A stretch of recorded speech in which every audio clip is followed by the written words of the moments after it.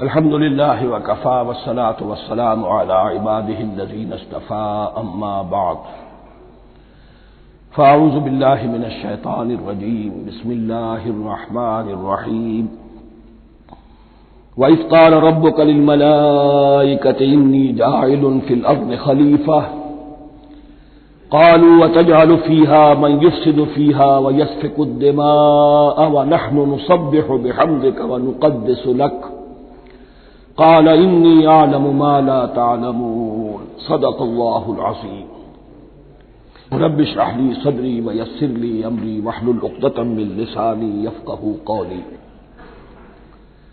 جیسا کہ میں نے عرض کیا تھا، سورہ بقرہ کے پہلے 4 رکوع نہایت اہم ہیں، نہایت جامع ہیں۔ پہلے 2 رکوعوں میں 3 قسم کے انسانوں کی وضاحت کی گئی، 3 قسم کے کردار کے نقشے کھینچ دیے گئے۔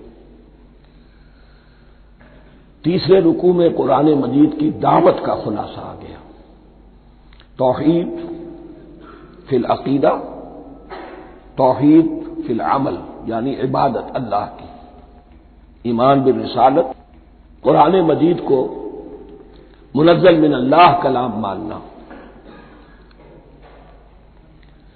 اس میں اگر شک ہے تو جو بھی چیلنج تھا، اگر واقعتاً تمہیں شک ہے، حقیقت میں شک نہیں ہے، لیکن جیسا کہ تم کہہ رہے ہو کہ تمہیں شک ہے تو کوشش کرو اس کے مقابلے کی ایک صورت بنانا ہو۔ پھر آخرت، جنت اور دوزخ، ان دونوں کا تذکرہ ہو گیا۔ پھر ایک خاص مسئلہ جو قرآن مجید کے اسلوب پر اعتراض کی شکل میں آیا کہ اس میں مچھر جیسی حقیر شے کا بھی تذکرہ ہے، اس کی حکمت بیان کر دی گئی کہ تشبیہ اور تمثیل میں ظاہر بات ہے کہ ممثل لہو اور ممثل بہی میں مناسبت چاہیے۔ جس چیز کے لیے تمثیل بیان کی جا رہی ہے، جس شے سے تمثیل بیان کی جا رہی ہے، ان میں مناسبت ہونی چاہیے، اس میں عظیم یا حقیر کا کوئی سوال نہیں۔ پھر یہ بات کہ جن لوگوں کے دلوں میں زیغ ہے، کجی ہے، وہ اس قرآن سے بھی ان کی ضلالت میں، گمراہی میں اضافہ ہوگا۔ جو لوگ طالب حق ہیں ان کو یہ قرآن مجید ہدایت دے گا، اور کن کو اللہ گمراہ کرتا ہے؟ جو سرکش ہے، جو نمبر 1 اللہ سے جو عہد کر کے دنیا میں آئے تھے اس کی خلاف ورزی کر رہے ہیں اور صلہ رحمی کے بجائے قطع رحمی کرتے ہیں۔ اس کے بعد ایک بہت اہم فلسفیانہ بات آ گئی، اور اسی کے ضمن میں میں نے اصل میں یہ ساری بات دہرائی ہے۔ میں نے کہا تھا کہ یہ بات واضح ہوگی آگے جا کر سورہ غافر میں۔ پھر ذہن میں لائیے کہ جب یہ صورت نازل ہوئی ہے، سورہ غافر نازل ہو چکی تھی، لہذا یہاں اجمالی تذکرہ ہے، وہاں تفصیلی تذکرہ ہے۔ اہل جہنم کا قول نقل ہوا ہے، ربنا امتنا اثنتین واحییتنا اثنتین فاعترفنا بذنوبنا فهل الى خروج من سبیل۔ اے اللہ، تو نے 2 مرتبہ ہم پر موت وارد کی، 2 مرتبہ ہمیں زندہ کیا، اب ہم نے اپنے قصور تسلیم کر لیے، تو اب یہاں سے بھی کوئی اور مرحلہ ہے یا نہیں؟ یہاں سے نکلنے کا بھی کوئی راستہ ہے یا نہیں؟ اس سے حقیقت یہ واضح ہوئی، انسان کی تخلیق اول ہوئی عالم ارواح میں، صرف ارواح کی حیثیت سے، اور حدیث میں آتا ہے الارواح جنود مجندہ، لشکروں کی شکل، تمام انسان۔ ان سے عہد لیا گیا الست بربکم قالوا بلی، پھر سلا دیا گیا ارواح کو۔ یہ گویا کہ پہلی موت تھی جو ہم گزار آئے۔ پھر عالم خلق کا مرحلہ آیا۔ عالم خلق میں یہ تناسل کے ذریعے سے رحم مادر میں جب ایک جنین تیار ہوتا ہے تو ایک حدیث ہے حضرت عبداللہ ابن مسعود سے، 4 مہینے کا جب جنین ہو جاتا ہے تو اس کے بعد وہ روح لا کر اس میں پھونک دی جاتی ہے۔ یہ گویا کہ احیاء اولا ہو گیا، پہلی مرتبہ کا زندہ کیا جانا، پہلی موت کی نیند سے جگا دیا گیا۔ اے تازہ واردان بساط ہوائے دل، اب ہم اس دنیا میں اس جسد کے ساتھ زندہ ہوئے، اب پھر موت آئے گی، جسد یہی چلا جائے گا جہاں سے آیا تھا، روح جہاں سے آئی تھی وہاں واپس جائے گی۔ ثم یمیتکم ثم یحییکم ثم الیہ ترجعون، پھر تمہیں اللہ کی طرف لوٹا دیا جائے گا۔ یہ ہے بہت گہرا نقطہ فلسفہ دین کا۔ اس کے بعد مضمون شروع ہو رہا ہے خلافت کا، جس کا اجمالی جو ہے تذکرہ تیسرے رکوع کی آخری آیت میں آ گیا۔ هو الذی خلق لکم ما فی الارض جمیعا، زمین میں جو کچھ ہے اے انسانوں تمہارے لیے پیدا کیا گیا۔ اسی کے ساتھ جڑتا ہوا مضمون اب خلافت کا آ رہا ہے۔ وَإِذْ قَالَ رَبُّكَ لِلْمَلَائِكَةِ إِنِّي جَاعِلٌ فِي الْأَرْضِ خَلِيفَةً، اور یاد کرو جب کہ کہا تھا تمہارے رب نے فرشتوں سے، میں بنانے والا ہوں زمین میں ایک خلیفہ۔ اب خلیفہ کی حقیقت کو سمجھیے، خلیفہ کسے کہتے ہیں؟ نائب۔ عام طور پر لوگوں کو مغالطہ ہوتا ہے کہ خلیفہ جانشین جو ہے وہ تو کسی کے موت کے بعد ہوتا ہے، زندگی میں تو نہیں ہوتا۔ لیکن یہاں اصل میں ہمارے لیے بہت آسان ہے، انسان کی جو اصل حقیقت ہے اس دنیا میں اس کو سمجھنے کے لیے یوں سمجھیے کہ ہم آج سے 50 سال پہلے انگریز کے غلام تھے۔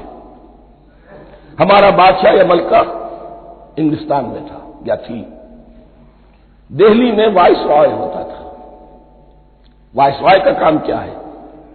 جو حکم آیا ہے his master his majesty's government کا یا ہر میجسٹیز گورنمنٹ کا جو حکم آیا ہے بلا چون و چرا، بغیر کسی تغیر اور تبدل کے نافذ کرے۔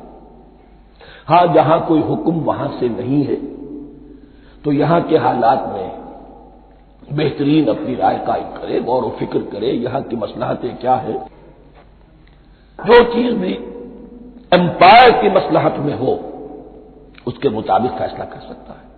بین ہی یہی رشتہ ہے۔ اللہ ہے لیکن اللہ نے اپنے آپ کو غیب کے پردے میں چھپا لیا ہے۔ زمین پر انسان ہے۔ اب انسان کا کام یہ ہے جو ہدایت آ رہی ہے اللہ کی طرف سے اس پر تو بے چون و چرا عمل کرے۔ جہاں کوئی ایکسپریس ہدایت نہیں ہے، کوئی واضح ہدایت نہیں ہے، وہاں اپنے بیسٹ ججمنٹ کو ایکسرسائز کرے۔ اسی کا نام اجتہاد ہے۔ غور و فکر کرے، سوچے، اور جو بات روح دین کے زیادہ سے زیادہ مطابقت رکھنے والی ہو اس کو اختیار کرے۔ بین ہی یہی رشتہ ہے در حقیقت، رشتہ خلافت کہ جو اللہ اور انسان کے مابین ہے۔ اب یہ جو دی گئی ہے یہ حیثیت تمام انسانوں کو دی گئی ہے۔ پوٹینشلی ہر انسان اللہ کا خلیفہ ہے، لیکن جو اللہ کا باغی ہو جائے، جو خود حاکمیت کا مدعی ہو گیا، گویا کہ وہ باغی ہے۔ اب اگر شاہجہان بادشاہ تھا، اس کا کوئی ولی عہد تھا، اور ولی عہد جو ہے صبر نہیں کر سکتا، اپنے باپ کی زندگی ہی میں بغاوت کر دیتا ہے، حکومت حاصل کرنا چاہتا ہے، تو اب وہ کیا ہے؟ واجب القتل ہے۔ جو لوگ بھی حاکمیت کے مدعی ہو گئے، ویسے تو حقیقت واجب القتل ہے، لیکن دنیا میں مہلت دی ہے اللہ نے، یہ دارالامتحان ہے، فوراً قتل نہیں کرتا، فوراً ختم نہیں کرتا۔ وَلَوْلَا كَلِمَةٌ سَبَقَتْ مِن رَّبِّكَ إِلَىٰ أَجَلٍ مُّسَمًّى لَقُضِيَ بَيْنَهُمْ، اگر یہ پہلے بات طے نہ ہو چکی ہوتی، ایک وقت معین تک کے لیے انہیں مہلت اللہ نے نہ دی ہوتی تو اللہ فیصلہ چکا دیتا، لیکن مہلت دی ہے۔ لیکن کم سے کم اتنی سزا ملتی ہے کہ اب وہ خلافت کے حق سے محروم کر دیے گئے۔ گویا کہ اب خلافت دنیا میں ہوگی خلافت المسلمین، صرف وہی شخص کہ جو اللہ کو مانے اپنا حاکم مطلق، وہ خلافت کا اہل ہے۔ تو یہ چند باتیں خلافت کی اصل حقیقت کے ضمن میں یہیں پر سمجھ لیجیے۔ وَإِذْ قَالَ رَبُّكَ لِلْمَلَائِكَةِ إِنِّي جَاعِلٌ فِي الْأَرْضِ خَلِيفَةً قَالُوا أَتَجْعَلُ فِيهَا مَن يُفْسِدُ فِيهَا وَيَسْفِكُ الدِّمَاءَ وَنَحْنُ نُسَبِّحُ بِحَمْدِكَ وَنُقَدِّسُ لَكَ۔ اور یاد کرو جب کہ تمہارے رب نے کہا تھا فرشتوں سے کہ میں زمین میں خلیفہ بنانے والا ہوں، تو انہوں نے کہا کہ کیا تو بنائے گا اس میں جو فساد مچائے گا اس میں اور خوریزی کرے گا۔ وَنَحْنُ نُسَبِّحُ بِحَمْدِكَ وَنُقَدِّسُ لَكَ، ہم آپ کی تسبیح اور تحمید اور آپ کی تقدیس میں لگے ہوئے ہیں۔ قَالَ إِنِّي أَعْلَمُ مَا لَا تَعْلَمُونَ، فرمایا میں جانتا ہوں جو تم نہیں جانتے۔ اب یہاں سوال پیدا ہوتا ہے کہ فرشتوں کو یہ گمان کیسے ہوا، یہ خیال کیسے ہوا؟ دو رائے ہیں اس میں۔ ایک تو یہ کہ انسان کی تخلیق سے پہلے اس دنیا میں جنات تھے اور انہیں بھی کچھ اللہ نے تھوڑا سا اختیار دیا تھا اور انہوں نے یہاں فساد مچایا، انہی پر قیاس کرتے ہوئے فرشتوں نے سمجھا کہ انسان بھی پھر زمین میں فساد مچائے گا، خوریزی کرے گا۔ ایک دوسری اصولی بات یہ کہی گئی ہے کہ خلافت کا لفظ جب استعمال ہوا تو اس کے معنی ہے کہ کوئی نہ کوئی اختیار بھی ملے گا۔ جنات کے بارے میں خلافت کا لفظ کہیں نہیں آیا، انسان کے بارے میں آ رہا ہے۔ خلیفہ بالکل بے اختیار نہیں ہوتا، جیسا کہ میں نے عرض کیا، جہاں واضح حکم ہے تو اس کی تو تنفیذ، جہاں نہیں ہے وہاں اپنی رائے سے جتنا بھی بہتر سے بہتر سوچ سکتا ہو انسان رائے قائم کرے۔ یہ اختیار جو ہے، ظاہر بات ہے جہاں اختیار ہوگا صحیح استعمال ہونے کا بھی امکان ہے، غلط استعمال ہونے کا بھی امکان ہے۔ اختیار تو بلکہ یہ کہ آپ کا پولیٹیکل سائنس کا تو ایکسیم یہ ہے، authority turns to corrupt and absolute authority corrupts absolutely۔ تو ٹینڈنسی کرپشن کی ہوتی ہے اختیار کے اندر۔ اس بنا پر انہوں نے قیاس کیا کہ اس میں فساد ہوگا، خوریزی ہوگی۔ اللہ تعالیٰ نے فرمایا اپنی حکمتوں سے میں خود واقف ہوں، میں کیوں بنا رہا ہوں یہ میں جانتا ہوں، تم نہیں جانتے۔ وَعَلَّمَ آدَمَ الْأَسْمَاءَ كُلَّهَا، اور اللہ نے سکھا دیے آدم کو تمام کے تمام نام۔ اب اس میں بھی ایک رائے تو یہ ہے، بلکہ اس میں تقریباً اجماع ہے مفسرین کا، کہ اس سے مراد ہے تمام اشیاء کے نام، اور تمام اشیاء کے نام سے مراد ہے ان کی حقیقت کا علم۔ ہیومن نالج جو ہے، اگر آپ اس کا تجزیہ کریں گے تو وہ یہی ہے کہ انسان ایک چیز کو پہچانتا ہے پھر اس کے لیے ایک نام رکھتا ہے یا کوئی ٹرم اس کے لیے قائم کرتا ہے۔ اس نام یا ٹرم اور اس کے حوالے سے، اصطلاح کے حوالے سے بہت سے حقائق کو اپنے ذہن کے اندر محفوظ کرتا ہے۔ تو گویا کہ ان علمہ آدم الاسماء کلھا تمام نام سکھا دیے کل مادی کائنات کے اندر جو کچھ وجود میں آنے والا تھا، ان سب کی حقیقت سے پوٹینشلی حضرت آدم کو آگاہ کر دیا۔ یہ پوٹینشل علم ہے، ہیومن نالج، جو ایکوائرڈ نالج ہے، جو انسان کو سم اور بسم اور اپنے اس دماغ کے کمپیوٹر کے ذریعے سے حاصل ہوتا ہے۔ ایک ہے ریویلڈ نالج جو اللہ وحی کے ذریعے سے بھیجتا ہے، ایک ہے ایکوائرڈ نالج، انسان خود علم حاصل کرتا ہے۔ اس نے آنکھوں سے دیکھا، کان سے سنا، نتیجہ نکالا، اور اس کمپیوٹر نے اس کو پروسیس کیا، اس نتیجے کو کہیں میموری کے اندر سٹور کر لیا۔ یہ کمپیوٹر ہے بہت بڑا۔ پھر کچھ اور دیکھا، کچھ اور سنا، کچھ چھو کر معلوم ہوا، کچھ چکھ کر معلوم ہوا، کچھ سونگ کر معلوم ہوا، کوئی اور نتیجہ نکلا، اسے وہ پاسٹ میموری کے ساتھ اس کو ٹیلی کیا اور نتیجہ نکالا۔ اس طرح رفتہ رفتہ ان السمع والبصر والفؤاد کل اولئک کان عنہ مسئولا، یہ ایکوائرڈ نالج تین چیزوں سے انسان کو حاصل ہو رہا ہے، سماعت، بصارت اور یہ عقل، جو فائدہ اخذ کرتی ہے، جو اس کو پروسیس کرتی ہے، اس تمام جو سینس ڈیٹا اس کو مہیا ہوتا ہے سینس آرگن کے ذریعے سے۔ یہ علم ہے جو پوٹینشلی حضرت آدم کو دے دیا گیا۔ اس کی ایکسفولیشن ہو رہی ہے، اب درجہ بدرجہ وہ علم پھیل رہا ہے، بڑھ رہا ہے، اور بڑھتے بڑھتے کہاں تک پہنچے گا ہم کچھ نہیں کہہ سکتے، کہاں سے کہاں پہنچ گیا انسان۔ اس نصف صدی کے اندر علم انسانی میں جو ایکسپلوژن ہوا ہے، میں اور آپ اس کا تصور تک نہیں کر سکتے۔ اکثر بڑے بڑے جو سائنسدان ہیں انہیں تصور نہیں ہے، اس لیے کہ ایک شخص اپنی لائن فزکس کے بارے میں جانتا ہے کیا کچھ ہو گیا، یا فزکس کی بھی کسی شاخ کے بارے میں جانتا ہے، باقی دوسری جو لائن ہے اسے کچھ پتہ نہیں۔ اسپیشلائزیشن کا دور ہے، لہذا جو ایکسپلوژن کہا جائے، دھماکہ ہوا ہے علم کا، اس کا کوئی اندازہ نہیں ہے ہمارے پاس، اور کس تیزی کے ساتھ وہ چیز آگے بڑھ رہی ہے، کس تیزی کے ساتھ ایک چیز آج جو ایجاد ہوئی چند دنوں کے اندر اندر اس کے بعد اس کا نیا کوئی ورژن آ جاتا ہے اور یہ چیز جو آبسولیٹ ہو جاتی ہے۔ کمیونیکیشن کے اندر جو انقلاب عظیم برپا ہوا ہے، تو آپ یہ سمجھیے کہ اقبال نے جو شعر کبھی کہا تھا کہ عروج آدم خاکی سے انجم سہمے جاتے ہیں کہ یہ ٹوٹا ہوا تارا مہ کامل نہ بن جائے، اور یہ مہ کامل بنے گا کب؟ جب دجال کی شکل اختیار کرے گا۔ دجال کون ہوگا؟ جو ان تمام قواعد طبیعہ کے اوپر قابو پا لے گا، جب چاہے گا جہاں چاہے گا بارش برسائے گا، رزق کے تمام خزانے اپنے ہاتھ میں لے لے گا، جو اس کے اوپر ایمان لائے گا اسی کو ملے گا، کسی اور کو نہیں ملے گا۔ اس کی آواز پوری دنیا میں سنائی دے گی، وہ چند دنوں کے اندر پوری دنیا کا چکر لگا لے گا۔ یہ ساری چیزیں جو حدیث میں دجال کے بارے میں آئی ہیں، وہ اسی علم آدم ایکوائرڈ نالج کے اس حد کو پہنچ جانا کہ وہ ٹوٹل مسٹریز نیچر کی جو ہے وہ اس پر منکشف ہو جائے اور ان قواعد طبیعہ کو وہ ہارنس کر لے، قابو میں لے آئے اور انہیں استعمال کرے۔ کبھی جب ہمارے کسی بہت 200-300ویں کوئی پیڑھی میں کوئی ہمارے جد امجد ہوں گے جنہوں نے کوئی چٹان دیکھی کہ گری، پتھر پر پتھر ٹکرایا تو آگ اس میں سے شعلہ نکلا، اس کا یہ مشاہدہ کافی ہو گیا آگ پیدا کرنے کے لیے۔ پتھروں کو ٹکراؤ، آگ پیدا کر لو۔ یہ اس دور کی سب سے بڑی ایجاد تھی، آگ، انرجی۔ اب وہ انرجی کہاں سے کہاں پہنچی؟ وہ آگ نے بھاپ کی شکل اختیار کی، پھر ہم نے بجلی ایجاد کی، اور کب کیا ہے، ایٹمک انرجی ہے اور ڈبل کیا کیا ہے، اللہ عالم۔ ان تمام چیزوں کا تعلق ہے خلافت ارضی کے ساتھ۔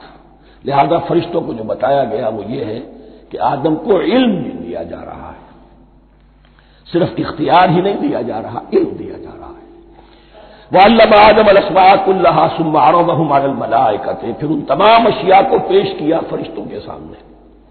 فَقَالَ أَنبِئُونِي بِأَسْمَاءِ هَؤُلَاءِ، اور فرمایا کہ مجھے بتاؤ ان چیزوں کے نام، ان کنتم صادقین، اگر تم سچے ہو۔ قالوا سبحانك لا علم لنا الا ما علمتنا، انہوں نے کہا پروردگار تو پاک ہے ہر نقص سے، ہر عیب سے، ہر ذوف سے، ہر احتیاج سے، مبرہ ہے، منزہ ہے، اعلیٰ ہے، عرفہ ہے۔ لا علم لنا الا ما علمتنا، ہمیں کوئی علم حاصل نہیں سوائے اس کے جو تو نے ہمیں سکھا دیا ہے۔ اس کی تعبیر یہی بہتر معلوم ہوتی ہے کہ ملائکہ کی حیثیت در حقیقت اس کائناتی جو حکومت ہے اللہ کی آفاقی حکومت، اس کے کارندوں کی ہے، یا اس کے سول سرونٹس ہیں، تو ہر ایک کو صرف اس کے شعبے کے متعلق علم دیا گیا ہے، علم جامع نہیں ہے، تمام چیزوں کا علم یہ معلوم کرنے کی استعداد ان کے پاس نہیں ہے۔ کوئی فرشتہ فرض کیجئے بارش کے اوپر معمور ہے، کوئی پہاڑوں پر معمور ہے، جس کا ذکر سیرت میں آتا ہے کہ جب طائف میں حضور پر پتھراؤ ہوا ہے تو اس کے بعد ایک فرشتہ حاضر ہوا ہے کہ میں ملک الجبال ہوں، اللہ نے مجھے پہاڑوں پر معمور کیا ہوا ہے، آپ اگر فرمائیں تو جن لوگوں نے آپ کو ستایا ہے، یہ جو طائف جن دو پہاڑوں کے درمیان یہ وادی ہے، ان کو آپس میں ٹکرا دو کہ یہ پس کر اور سرما بن جائے۔ آپ نے فرمایا نہیں، کیا عجب، اللہ تعالیٰ ان کی اگلی نسلوں کو ہدایت دے دے۔ تو فرشتے ہیں، کوئی پہاڑوں پر معمور ہے، کوئی کسی خدمت پر معمور ہے، ان کو علم دیا گیا ہے صرف انہی کی اپنی جو بھی فرائض منصبی ہیں ان کے شعبے سے متعلق، کل نہیں۔ جامعیت جو ہے علم کی وہ ہے کہ جو حضرت آدم علیہ السلام کو پوٹینشلی دے دی گئی اور جو اب بڑھتے بڑھتے ایک بہت جرابر درخت بن چکا ہے۔ سبحانک لا علم لنا الا ما علمتنا انک انت العلیم الحکیم، یقیناً آپ ہی کی ذات ہے جو کل کے کل علم کی حامل ہے اور جس کے اوپر حکمت بھی، جس کی حکمت بھی کامل ہے، باقی تو ہر مخلوق میں سے ہر ایک کا علم ناقص رہے گا۔ العلیم، کل علم کا جاننے والا تو تو ہی ہے، الحکیم، کل حکمت وہ تو تیرے ہی پاس ہے۔ قال یا آدم انبئہم باسمائہم، اللہ نے فرمایا کہ آدم ان کو بتاؤ ان کے نام۔ فلما انباہم باسمائہم، تو جب انہوں نے بتا دیے ان کو فرشتوں کو ان کے نام، قال الم اقل لکم انی اعلم غیب السماوات والارض، تو اللہ نے فرمایا کہ میں نے کہا نہیں تھا کہ میں جانتا ہوں آسمانوں اور زمین کی تمام غائب چیزوں کو جو تمہاری نگاہوں سے بھی اوجھل ہے، غیب، میں ہر شے کا جاننے والا ہوں۔ وَأَعْلَمُ مَا تُبْدُونَ وَمَا كُنتُمْ تَكْتُمُونَ، اور میں جانتا ہوں جو کچھ تم ظاہر کر رہے تھے اور جو کچھ تم چھپا رہے تھے۔ چھپانے میں محسوس ہوتا ہے کہ ان کی خواہش یہ تھی کہ خلافت ہمیں ملے،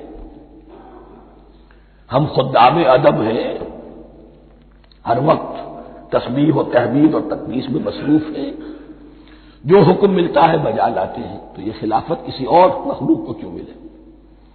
یہاں صرف یہ اور بتا دوں کہ یہ چونکہ اب ایک تیسری مخلوق کا ذکر بھی بعد میں آئے گا، 3 صاحب تشخص مخلوقات ہیں اللہ کی، صاحب تشخص، صاحب شعور، جن میں میں کا شعور ہے، انا، میں۔ ایک ملائکہ ہے، ان کی تخلیق نور سے ہوئی ہے۔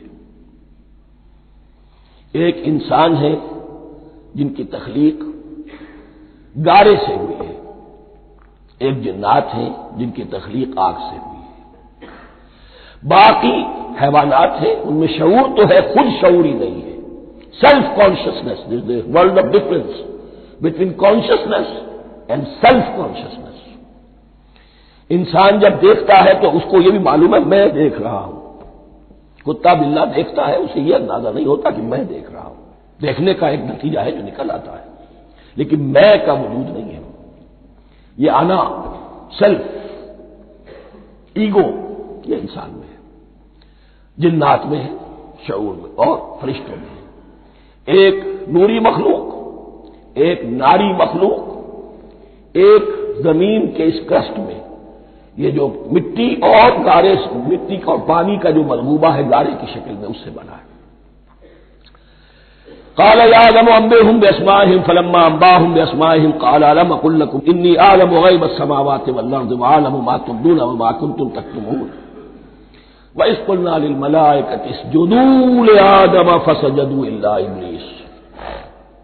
اور یاد کرو جب کہ ہم نے کہا فرشتوں سے سجدہ کرو سب کے سب آدم کو، جھک جاؤ آدم کے سامنے، فسجدوا، ان سب نے سجدہ کیا، الا ابلیس، سوائے ابلیس کے۔ پہلی بات تو یہ سمجھیے کہ تمام ملائکہ کے سجدے کی ضرورت کیا تھی؟ کیا یہ صرف تعظیماً تھا؟ اور تعظیماً اگر تھا تو کیا آدم خاکی کی تعظیم تھی یا کسی اور شے کی تعظیم تھی؟ مکی صورتوں میں یہ بات 2 جگہ واضح کی گئی ہے۔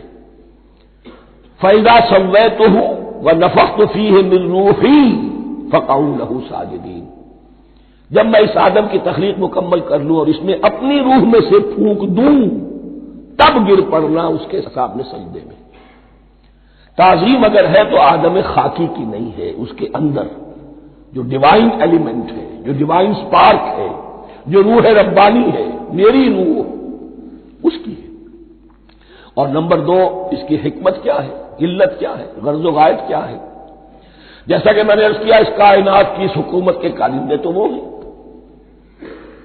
خلیفہ بنایا جا رہا انسان کو، جب تک یہ ساری سول سروس اس کے تابع نہ ہو، خلافت کیسے کرے گا؟ دیکھیے میں جانا چاہتا ہوں، چوری کرنے کے لیے جانا چاہتا ہوں، راستے میں کتنے فیکٹرز ہوں گے، کتنے فزیکل فینومینا ہوں گے۔ میں چلنا چاہتا ہوں، میں زمین کو دھکیلتا ہوں، زمین مجھے دھکیلتی ہے، زمین مجھے نہ دھکیلے تو میں کیسے چلوں گا؟ یہ پوری کائنات جو ہے، یہ جب ہم کوئی ارادہ کرتے ہیں اور کوئی فیل کرتے ہیں تو اس فیل کے پورے ہونے میں، اس کے ظہور میں نہ معلوم کون کون سے ایلیمنٹس ہیں، کون کون سی فورسز آف دی نیچر ہیں جو ہمارے ساتھ موافقت کرتی ہے تو ہم وہ کام کر سکتے ہیں۔ اور ان سب پر فرشتے مامور ہیں، ہر ایک کی اپنی ڈومین ہے۔ اگر وہ تابع نہ ہو تو خلافت کی کوئی معنی نہیں۔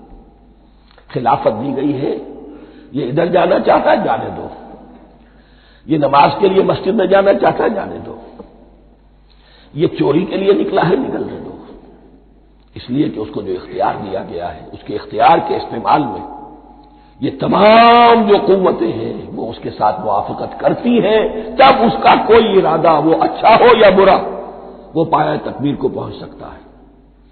یہ گویا کہ سبارڈینیشن اس کے لیے سمبل کہ تمام فرشتوں کو جھکا دیا گیا۔ البتہ اس آیت میں ایک مغالطہ پیدا ہوتا ہے، الا ابلیس، سوائے ابلیس کے۔ مغالطہ یہ پیدا ہوتا ہے کہ شاید وہ بھی فرشتہ تھا، اس لیے کہ حکم تو فرشتوں کو دیا گیا تھا۔ پھر نوٹ کیجئے، اس سے پہلے، بہت پہلے سورہ کہف نازل ہو چکی ہے، اور سورہ کہف میں فرما دیا گیا ہے کان من الجن ففسق عن امر ربی، وہ جن تھا، پس اس نے سرکشی کی اپنے رب کے حکم سے. فرشتے کی شان یہ نہیں ہے، وہ اللہ کے کسی حکم کی سرتابی نہیں کرتا.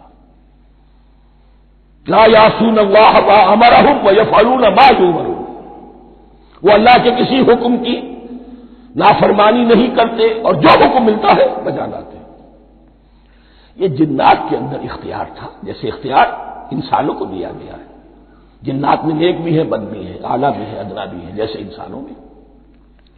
لیکن یہ عزازیل جو جن تھا، علم اور عبادت دونوں کے اعتبار سے بہت بلند ہو گیا تھا، اور یہ فرشتوں کا یوں سمجھیے کہ ہم نشین، فرشتوں کے ساتھ اس طور سے شامل. جیسے بہت سے انسان بھی اگر اپنی بندگی میں، زہد میں، عبادت میں، نیکی میں ترقی کرے تو ان کا ملائے اعلیٰ کے ساتھ، عالم ارواح کے ساتھ، عالم ملائکہ کے ساتھ ایک رابطہ قائم ہوتا ہے. اسی طریقے سے وہ جو عزازیل تھا، جن ہونے کے باوجود اپنی نیکی، عبادت، پارسائی اور اپنے علم میں فرشتوں سے بہت آگے تھا. اس لیے معلم الملکوت کی شکل اختیار کر چکا تھا. اس کو اپنی زون تھا. یہ بات جیسا کہ میں نے عرض کیا 7 مرتبہ قرآن میں یہ بات آئی ہے، قصہ ابلیس و آدم، کہ فرشتوں کو حکم ہوا کہ سجدہ کرو، سب جھک گئے، ابلیس نے سجدے سے انکار کر دیا. 7 مرتبہ. یہ 7ویں مرتبہ ہے جو ہم پڑھ رہے ہیں. مصحف میں پہلی مرتبہ آ رہا ہے، ترتیب نزول میں 7ویں مرتبہ آ رہا ہے. یہ آدم و ابلیس کا قصہ اس سے آگے سورہ اعراف میں آئے گا، پھر سورہ ہجر میں آئے گا، سورہ بنی اسرائیل میں آئے گا، سورہ کہف میں آئے گا، سورہ طٰہٰ میں آئے گا، سورہ صاد میں آئے گا. 6 مرتبہ مکی قرآن میں، 1 مرتبہ یہاں. تو یہاں اشارہ نہیں کیا، اس لیے مغالطہ ہو سکتا ہے. لیکن یہ کہ سورہ کہف میں آپ کو بتا چکا ہوں، کان من الجن ففسق عن امر ربہ، اس نے اپنے رب کے حکم سے سرتابی کی. نام اس کا عزازیل تھا. ابلیس اس کا صفاتی نام ہے اب، اس لیے کہ اب ابلیسوں کے معنی ہوتے ہیں مایوس ہو جانا. یہ اللہ کی رحمت سے بالکل مایوس ہے، اور مایوس جو ہو جائے وہ شیطان ہو جاتا ہے. اب میرا تو چھٹکارا نہیں ہے، جتنوں کو برباد کر سکوں کروں. میری تو عاقبت خراب ہو چکی ہے، جتنوں کو اپنے ساتھ، ہم تو ڈوبے ہیں سنم، تم کو بھی لے ڈوبیں گے. اب وہ شیطان اس معنی میں کہ انسان کی عداوت اس کی گھٹی میں پڑ گئی. اس نے اللہ سے پھر اجازت بھی لی کہ مجھے مہلت دے دے، یوم یبعثون، قیامت تک کے دن کے لیے، تو میں ثابت کر دوں گا کہ یہ آدم اس رتبے کا حقدار نہ تھا، مستحق نہ تھا جو اسے دیا گیا. انا خیر منہ، میں اس سے بہتر ہوں. خلقتنی من نار وخلقتہ من طین، تو نے مجھے آگ سے بنایا، اسے گارے سے بنایا. لیکن یہ تکبر ہے در حقیقت کہ جس نے اسے رانگے درگاہ حق کر دیا. وَإِذْ قُلْنَا لِلْمَلَائِكَةِ اسْجُدُوا لِآدَمَ فَسَجَدُوا إِلَّا إِبْلِيسَ أَبَىٰ وَاسْتَكْبَرَ. ابا، اس نے انکار کیا، واستکبر، اور تکبر کیا، استکبار کیا. وَكَانَ مِنَ الْكَافِرِينَ. کانا عربی زبان میں 2 طرح کا ہوتا ہے، تامہ، ناقصہ. ایک معنی یہ ہو سکتے ہیں کہ ہو گیا، اب اپنے اس استکبار اور انکار کی وجہ سے کانا من الکافرین، وہ کافروں میں سے ہو گیا. ایک کانا تامہ ہوتا تھا ہی کافروں میں سے، یعنی اس کے اندر سرکشی چھپی ہوئی تھی، اب ظاہر ہو گئی. یہ معاملہ ہوتا ہے، کسی شخص کی بدنیتی اس کے اوپر پردے پڑے رہتے ہیں نیکی کے، زہد کے، کسی خاص وقت میں آ کر وہ ننگا ہو جاتا ہے، اور جو اس کے اندر تھا اصل، اس کی حقیقت، وہ سامنے آ جاتی ہے. اس کا امکان ہے. تو دونوں معنی اس کے ہو سکتے ہیں. وَقُلْنَا يَا آدَمُ اسْكُنْ أَنْتَ وَزَوْجُكَ الْجَنَّةَ، اور ہم نے کہا کہ اے آدم رہو تم اور تمہاری بیوی جنت میں. اب یہ جنت کون سی ہے؟ اکثر حضرات کے نام کر کے نزدیک یہ جنت کہیں آسمان ہی میں تھی، آسمان ہی میں حضرت آدم کی تخلیق ہوئی. البتہ یہ سب مانتے ہیں کہ ایک وہ جنت الفردوس جو ہے جس میں جانے کے بعد پھر واپس نکلنے کا کوئی امکان نہیں، یہ وہ جنت نہیں ہے جس میں کہ آخرت میں لوگوں کو جا کر داخل ہونا ہے. اس میں داخل ہونے والے کے نکلنے کا کوئی امکان نہیں. ایک رائے یہ بھی ہے، میرا رجحان اس رائے کی طرف ہے، تخلیق آدم اسی زمین پر ہوئی ہے، وہ جن مراحل سے گزری ہے تخلیق وہ ایک علیحدہ مسئلہ ہے۔ بایولوجی اور وحی دونوں اس پر متفق ہیں کہ مٹی سے، کرسٹ آف دی ارتھ سے انسان بنا ہے، اس پر اتفاق ہے، قرآن کا بھی اور بایولوجی کا بھی، جدید علم الحیوانات کا بھی، علم الحیات کا۔ سٹیجز کیا ہیں اس میں اختلاف ہو سکتا ہے، اس کو چھوڑ دیجیے، وہ اس وقت کا بحث نہیں۔ یہی کسی اونچے مقام پر کوئی سرسبز و شاداب علاقہ تھا جہاں حضرت آدم کو رکھا گیا، جہاں ہر طرح کے میوے تھے، ہر شے، لا تظمأ فیہا ولا تضحیٰ، نہ اس میں بھوک لگے گی نہ دھوپ تمہیں ستائے گی، ہر طرح کی چیز تمہیں فراہم ہے۔ وہاں رکھے گئے ہیں صرف ایک ڈیمانسٹریشن کے لیے کہ انہیں نظر آ جائے کہ شیطان میرا دشمن ہے، وہ مجھے ورغلائے گا، طرح طرح سے میرے اندر وسوسہ اندازی کرے گا، میرے اور میری اولاد کے، صرف ایک ڈیمانسٹریشن۔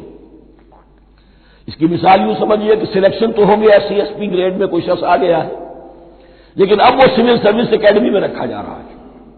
تو یہ کوئی اکیڈمی ہو سکتا ہے اسی زمین پر، وہ صرف بتانا یہ تھا کہ تمہیں معلوم ہو جائے کہ یہ شیطان تمہارا دشمن ہے۔ اس لیے کہ اس میں جو ایک لفظ حبوط کا آ رہا ہے، وہ حبوط صرف ایک ہی معنی میں نہیں ہوتا، دوسری معنی میں بھی ہے۔ اللہ عالم، یہ چیزیں پھر متشابہات میں رہیں گی، اس لیے ان کے بارے میں کوئی ایک رائے دوسری رائے، اس کے لیے ذہن سے، عقل سے بات کر کے ایک یا دوسری رائے اختیار کر سکتے ہیں۔ وَقُلْنَا يَا آدَمُ اسْكُنْ أَنْتَ وَزَوْجُكَ الْجَنَّةَ، اور ہم نے کہا کہ رہو اے آدم، تم بھی اور تمہاری بیوی بھی باغ میں، اس باغ میں، الجنہ، اس باغ میں، گویا کہ اشارہ کیا جا رہا ہے۔ وَكُلَا مِنْهَا رَغَدًا حَيْثُ شِئْتُمْ، اور کھاؤ اس میں سے با فراغت جہاں سے چاہو، ہر طرح کا پھل ہے کھاؤ۔ وَلَا تَقْرَبَا هَٰذِهِ الشَّجَرَةَ، یہاں پہ اس درخت کا نام نہیں دیا گیا، اشارہ اس درخت کے قریب مت جانا۔ فَتَكُونَا مِنَ الظَّالِمِينَ، تو تم ظالموں میں سے ہو جاؤ گے، تم حد سے گزرنے والوں میں سے ہو جاؤ گے۔ اب اس کی بھی حکمت سمجھیے کہ چونکہ ڈیمانسٹریشن کرانی ہے کہ تمہیں کسی چیز سے، ہزار چیزیں مباح ہیں دنیا میں، چند چیزیں پینے کی حرام ہیں، اب تم اگر ان ہزار مباح چیزوں کو چھوڑ کر حرام چیز کو پیتے ہو تو یہ تمہارا اختیار ہوا، جبکہ اللہ تعالیٰ نے مباحات کا دائرہ بہت وسیع رکھا ہے۔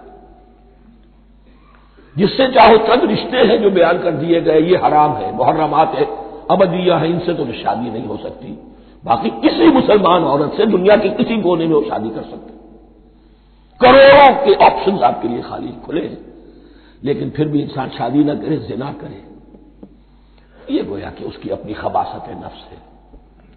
ایک نہیں، دو دو، تین تین، چار چار تک شادی کرو، اجازت ہے تمہیں۔ تو اس اعتبار سے مباحات، اب یہ پورا باغ تمہارے لیے مباح ہے، بس ایک درخت ہے، اس کے پاس نہ جانا، اور درخت کا نام لینے کی کوئی ضرورت نہیں، تو آزمائش تھی نا، صرف ایک آزمائش اور اس کی ڈیمانسٹریشن۔ فَأَزَلَّهُمَا الشَّيْطَانُ عَنْهَا، تو پھسلا دیا ان دونوں کو شیطان نے اس درخت کے بارے میں۔ اب وہ کس کس طریقے سے پھسلایا، یہ بھی جیسا کہ میں نے عرض کیا 6 مرتبہ چونکہ یہ قصہ آ چکا ہے، اس کی آپ کو سورہ طٰہٰ میں تفصیل ملے گی، کس کس طریقے سے پھسلایا اور اس بات کے لیے تیار کیا۔ فَأَخْرَجَهُمَا مِمَّا كَانَا فِيهِ، تو نکلوا دیا ان دونوں کو اس کیفیت میں سے جس میں کہ وہ تھے، وہ کیفیت کہ نہ کوئی مشقت ہے نہ کوئی محنت ہے، اور انسان کو ہر طرح کا اچھے سے اچھا پھل مل رہا ہے، تمام ضروریات فراہم ہیں، اور خاص کوئی حلہ جنت ہے جس کا کہ لباس بھی عطا کیا گیا ہے، لیکن ان کیفیات سے اب نکال کر، اب جسے آپ کہیں گے بٹر فیکٹس آف لائف، اچھا اب جاؤ، یہ ڈیمانسٹریشن کرنی تھی، ہو گئی، شیطان تمہارا دشمن ہے، تمہارا اور تمہاری نسل کا، شیطان لعین، اور وہ تمہیں پھسلائے گا جیسے آج پھسلایا ہے۔ تم آگاہ رہنا اس کی شرارتوں سے، ان الشیطان لکم عدو فاتخذوہ عدوا، یہ شیطان تمہارا دشمن ہے، اسے اپنا دشمن ہی سمجھو، لیکن یہ ہے کہ اگر کچھ لوگ اسے دوست بنا لیں، اس کے ایجنٹ بن جائیں، اس کے کارندے بن جائیں، یہ ان کا چوائس ہے جس کی سزا انہیں ملے گی۔ فَأَخْرَجَهُمَا مِمَّا كَانَا فِيهِ وَقُلْنَا اهْبِطُوا بَعْضُكُمْ لِبَعْضٍ عَدُوٌّ، اور ہم نے کہا اترو، تم سب ایک دوسرے کے دشمن ہوگے۔ اب یہ چونکہ جمع کا صیغہ آیا ہے، ایک دوسرے کے دشمن ہوگے، تو ایک دشمنی تو شیطان اور آدم اور ذریت آدم کی ہے، ایک اور دشمنی بھی ہے جو انسان میں مرد اور عورت کے مابین ہے۔ عورت بھی پھسلاتی ہے، غلط راستے پر ڈالتی ہے، مرد عورتوں کو گمراہ کرتے ہیں، عورتیں مردوں کو گمراہ کرتی ہیں۔ قرآن مجید میں کہا گیا یا ایھا الذین آمنوا ان من ازواجکم واولادکم عدوا لکم فاحذروہم، اہل ایمان چوکنے رہو، چوکس رہو، تمہاری بیویوں اور اولاد میں سے تمہارے دشمن ہیں، بچ کر رہو، کیپ الرٹ، کہیں ان کی محبت تمہیں راہ حق سے منحرف نہ کر دے۔ تم ایک اچھا کام کرنا چاہتے ہو، بیوی رکاوٹ بن گئی، بیوی کو اچھا کام کرنا چاہتی، شوہر رکاوٹ بن گیا، تو یہ محبت نہیں ہے، یہ عداوت ہے۔ اس حوالے سے بعضکم لبعض عدو ولکم فی الارض مستقر ومتاع الی حین، اور تمہارے لیے اب زمین میں مستقر ہے، جائے قیام ہے اور متاع ہے، ضرورت کی چیزیں ہیں ہم نے فراہم کر دی ہیں، الی حین، لیکن ایک وقت معین تک کے لیے، یہ ابدی نہیں ہے، ایک وقت آئے گا یہ بساط ہم لپیٹ دیں گے۔ یوم نطوی السماء کطی السجل للکتب، جس دن کہ ہم تمام فضاؤں کو اور تمام خلاؤں کو، تمام آسمانوں کو اس طرح لپیٹ لیں گے جیسے کتابوں کا طوبار لپیٹ دیا جاتا ہے، ایک وقت آئے گا۔ یہ تخلیق الی اجل مسمى ہے، الی حین ہے۔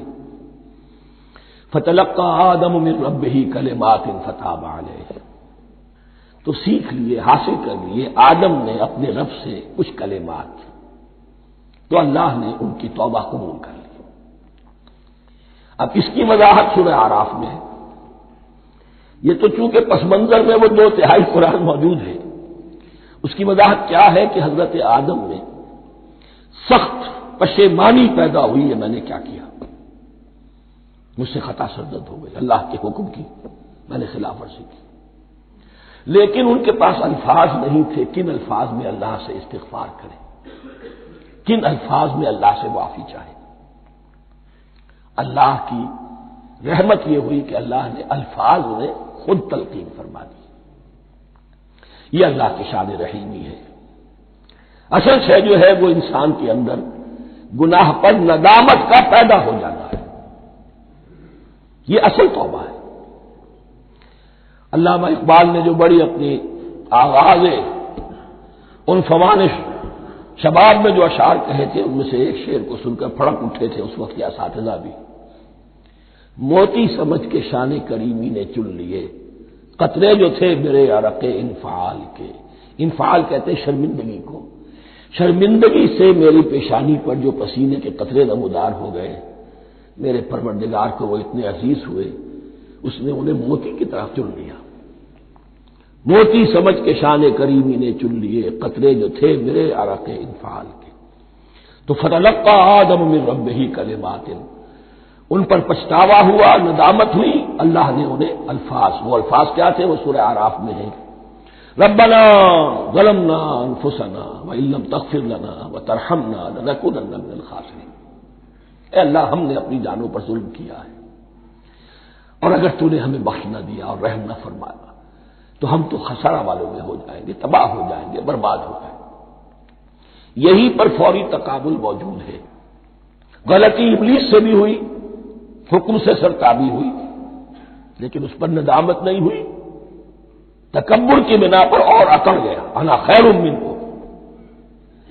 غلطی آدم سے بھی ہوئی، نافرمانی ہوئی، لیکن اس پر پشیمان ہوئے اور توبہ کی۔ وہ شیطنت ہے، یہ آدمیت ہے، ورنہ کوئی انسان گناہ سے اور معصیت سے مبرہ نہیں ہے۔ حضور کی ایک حدیث ہے کل بنی آدم کلکم خطاؤون، کل بنی آدم خطاؤون وخیر الخطائین التوابون، آدم کے تمام اولاد، تمام انسان خطا کار ہیں، ان خطا کاروں میں بہتر وہ ہیں، اچھے وہ ہیں جو توبہ کرتے ہیں۔ تو یہاں حضرت آدم سے غلطی ہوئی، انہوں نے توبہ کی، پشیمانی ہوئی، ندامت ہوئی۔ اس نے کی اور اس پر جم گیا، اصرار کیا۔ فتلقى آدم من ربه کلمات فتاب علیہ انہ هو التواب الرحیم، یقیناً وہی تو ہے بہت توبہ کو قبول فرمانے والا اور بہت رحم فرمانے والا۔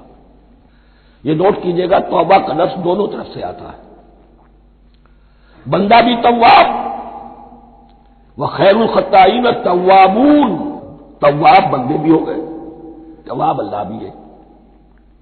اس کی اصل حقیقت کیا ہے؟ بندے نے خطا کی اور دور ہو گیا اللہ سے، اللہ نے اپنی رحمت کی نگاہ اس سے پھیر لی۔ بندے نے توبہ کی، اللہ پھر اپنی رحمت کے ساتھ اس کی طرف متوجہ ہو گیا۔ توبہ کے معنی پلٹنا، بندہ معصیت سے توبہ کر کے اپنی اصلاح کی طرف، بندگی کی طرف، اطاعت کی طرف پلٹ آیا۔ اللہ نے جو اپنی نظر رحمت پھیر لی تھی، اللہ نے پھر وہی اپنی شان غفاری اور رحیمی کے ساتھ بندے کی طرف توجہ فرما لی، جس کے لیے حدیث میں الفاظ آتے ہیں، تم اگر میری طرف بالشت بھراؤ گے میں ہاتھ بھراؤں گا، تم اگر چل کر آؤ گے میں دوڑ کر آؤں گا، ہم تو مائل بکرم ہے کوئی سائل ہی نہیں، راہ دکھلائے کسے رہنم منزل ہی نہیں، وہ تو تواب ہے۔ بس فرق یہ ہے کہ تابہ بندے کے لیے ہوگا تو الہ ہوگا، تابہ الہ، انی تم تو الیک، اور جب اللہ کی طرف سے ہوگا تابہ علیہ، وہ اعلیٰ ہوگا، اس پر توبہ کی، یعنی اللہ کی بلند شان ہے تو انسان توبہ کرتا ہے تو اس کی طرف توبہ کرتا ہے، اللہ کی شان کیا ہے، وہ توبہ کرتا ہے تو بندے پر اعلیٰ، فتاب علیہ انہ هو التواب الرحیم۔ قل اہبطوا منہا جمیعا، ہم نے کہہ دیا اتر جاؤ اس سے تم سب کے سب، فإما یاتینکم منی ھدی، اب یہاں لفظ آیا اہبطوا، یہاں بھی پہلے بھی آیا ہے۔ جو حضرات یہ سمجھتے ہیں کہ تخلیق آدم آسمانوں پر ہوئی ہے اور جنت بھی وہ آسمان میں ہے جہاں رکھے گئے تھے، آزمائشی یا ٹریننگ یا ڈیمانسٹریشن والی جنت، وہ یہاں حبوط کا ترجمہ کریں گے کہ آسمان سے زمین پر اترنے کا حکم دیا گیا۔ جو لوگ سمجھتے ہیں یہی کسی بلند مقام پر تھے، وہ کہتے ہیں کہ نیچے اترو، کسی بڑی اونچی سطح مرتفع پر اگر کوئی جگہ تھی تو اب نیچے اترو اور جاؤ، اب تمہیں زمین میں ہل چلانا پڑے گا، اب روٹی حاصل کرنے کے لیے یہ جو نعمتوں کے دسترخوان یہاں بچھے ہوئے تھے یہ اب تمہارے لیے نہیں ہے۔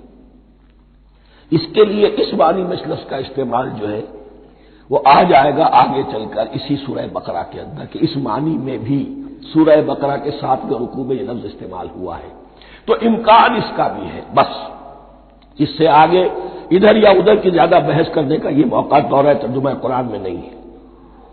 قل اہبطوا منہا جمیعا فإما یاتینکم منی ھدی فمن تبع ھدای فلا خوف علیہم ولا ھم یحزنون، تو جب بھی آئے گی تمہارے پاس میری جانب سے کوئی ہدایت، تو جو کوئی میری ہدایت کی پیروی کرے گا اس کے لیے نہ خوف ہوگا اور نہ وہ حزن سے دوچار ہوگی۔ یہ ہے علم انسانی کا دوسرا گوشہ، ریویلڈ نالج۔ اس چوتھے رکوع کی جو حسن ہے اسے دیکھیے، شروع میں ایکوائرڈ نالج کا ذکر ہے جو پوٹینشلی حضرت آدم کی ذات میں رکھ دیا گیا، اور جو انسان نے پھر اپنی محنت سے ان السمع والبصر والفؤاد اس کے ذریعے سے آگے بڑھایا۔ یہ علم ہے چل رہا ہے، آج مغربی اقوام ہم سے بہت آگے ہیں، کبھی ایک زمانے میں مسلمان آگے نکل گئے تھے، لیکن ظاہر بات ہے کہ اس دنیا میں عروج تو انہی کو ہوگا جو ان چیزوں میں سب سے زیادہ جس کی آگہی حاصل ہوگی۔ البتہ ایک علم وہ ہے جو آسمان سے نازل ہوتا ہے، یہ گیون ہے، ریویلڈ نالج ہے، یہ وحی ہے۔ فإما یاتینکم منی ھدی، تمہارے مقام خلافت کا تقاضا یہ ہے جو احکام ہمارے آئے، جو ہدایات ہم بھیجیں ان کو تو پوری طریقے سے اس کی پیروی کرو۔ فمن تبع ھدایا، تو جو کوئی بھی میری ہدایت کی پیروی کرے گا فلا خوف علیہم ولا ھم یحزنون والذین کفروا، اور جو ناشکری کریں گے، کفر کریں گے، انکار کریں گے، وکذبوا بآیاتنا، اور ہماری آیات کو جھٹلائیں گے، فاولئک اصحاب النار ھم فیھا خالدون، تو وہ جہنمی ہوں گے، آگ والے ہوں گے، اس میں ہمیشہ ہمیشہ رہیں گے۔ یہ ہے گویا کہ چارٹر، اس نوع انسانی کو جو ابدی چارٹر اللہ نے دیا ہے، جبکہ زمین کا چارج دے دیا گیا خلیفہ کی حیثیت سے۔ یہاں یہ 4 رکوع جو ہے سورہ بقرہ کے، جو میں نے عرض کیا تھا، قرآن کی دعوت، قرآن کا بنیادی فلسفہ، اس پر یہ جام ہے، اور یہ مکی سورتوں کے مضامین کا خلاصہ۔ اب یہاں سے شروع ہو رہا ہے 5ویں رکوع سے مسلسل 10 رکوع، مسلسل خطاب ہے بنی اسرائیل سے۔ البتہ ان میں ایک تقسیم ہے، پہلے رکوع میں دعوت ہے۔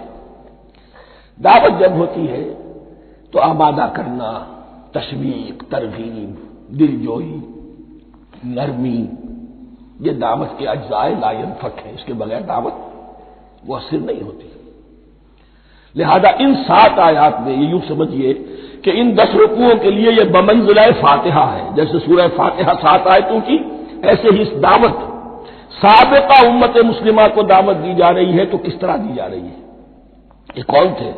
یہ بھی مسلمان ہی تو تھے نا، کافر تو ہو گئے حضور کا انکار کر کے، ورنہ وہ موسیٰ کے ماننے والے، شریعت ان کے پاس، بڑے بڑے علماء ان میں، علم کا چرچا ان میں، سب کچھ تھا، ان کو دعوت دی جا رہی ہے۔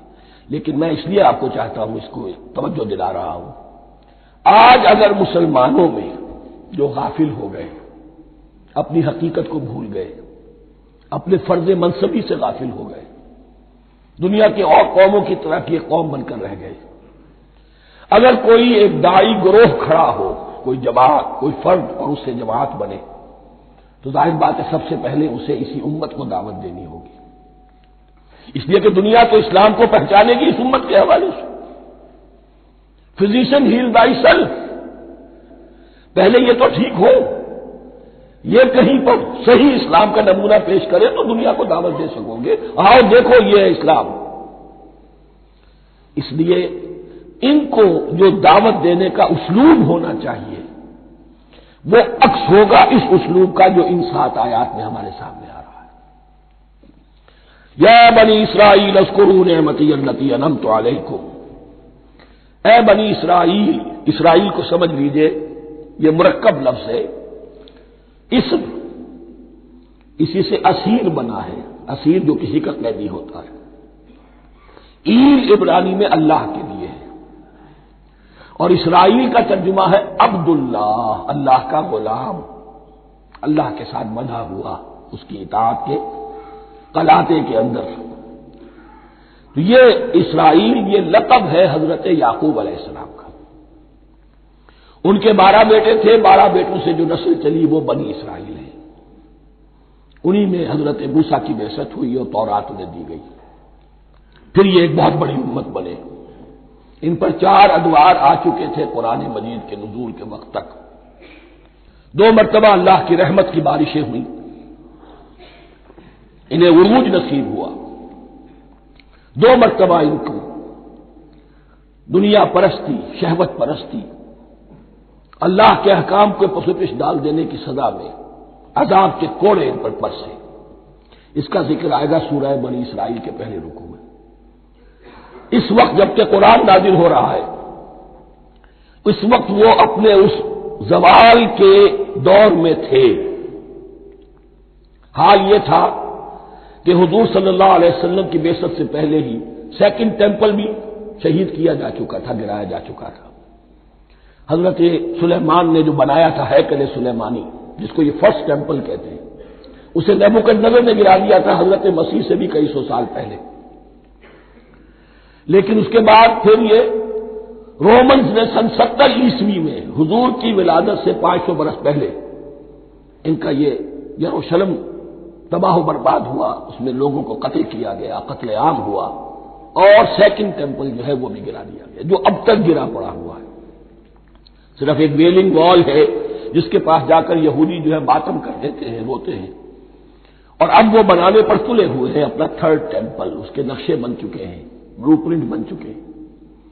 لیکن بہرحال جس وقت قرآن نازل ہو رہا تھا یہ بہت ہی پستی میں تھے۔ اس کے بارے میں فرمایا، اے بنی اسرائیل ذرا یاد کرو میرے اس انعام کو جو تم پر ہوا، وہ انعام کیا ہے؟ میں نے تمہیں اپنی کتاب دی، نبوت سے سرفراز فرمایا، اپنی شریعت تمہیں عطا فرمائی، تمہیں تمہارے اندر داؤد اور سلیمان جیسے بادشاہ اٹھائے، جو بادشاہ بھی تھے نبی بھی تھے۔ وَأَوْفُوا بِعَهْدِي، اور میرے وعدے کو پورا کرو تاکہ میں بھی اپنے وعدے کو پورا کروں۔ یہ وعدہ ہے جو کتاب استثناء جو ہے اولڈ ٹیسٹمنٹ کی، ڈیوٹرانومی، اس کے 18ویں باب کی آیت نمبر 18-19 میں ہے۔